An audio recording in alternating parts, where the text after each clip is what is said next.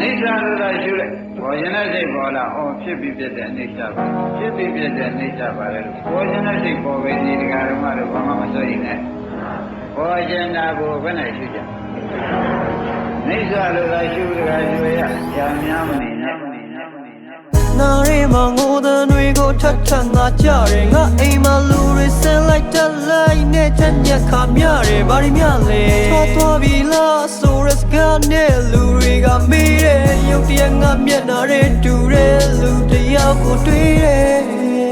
ငါဆိုရဒီကဘာမှမရှိတော့ဘူးလားကြောင်ရမှုတွေနဲ့ဘာမှငါမလုံးမိတဲ့ကုသိုလ်တရားတွေနောင်တရရ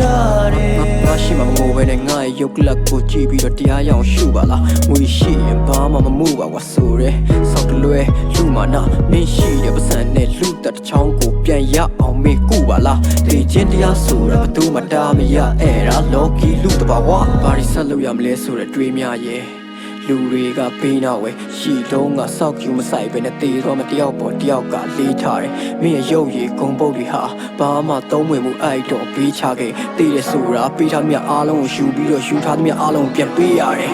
နေစာတရားငါဆိုတာလုံးဝမရှိပါလားတေးတော့မတေးတဲ့ရှောင်ပြေးလို့မရတေးကမှတေးတဲ့တီကိုတွေ့ရင်မင်းလေးရောက်လာလိမ့်မယ်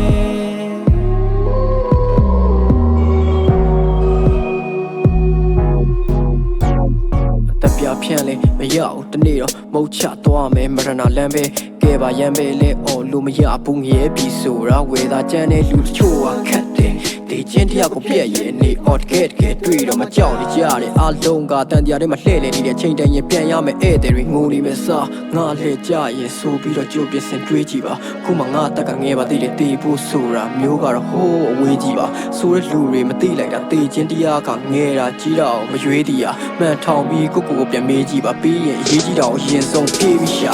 နေစာတရားငါဆိုတာလုံးဝမရှိပါလားတေးသွားမှတေးတဲ့ရှောင်ပြေးလို့မရတေးကမှတေးတဲ့တီကိုတွေ့တနေ့ကျရင်မင်းလေးရောက်လာနေစာတရားငါဆိုတာလုံးဝမရှိပါလားတေးသွားမှတေးတဲ့ရှောင်ပြေးလို့မရတေးကမှတေးတဲ့တီကိုတွေ့နေကြရင်မင်းလေးရောက်လာလိမ့်မယ်တဲ့နံပါတ်အနိစ္စလို့ပဲရှုလိုက်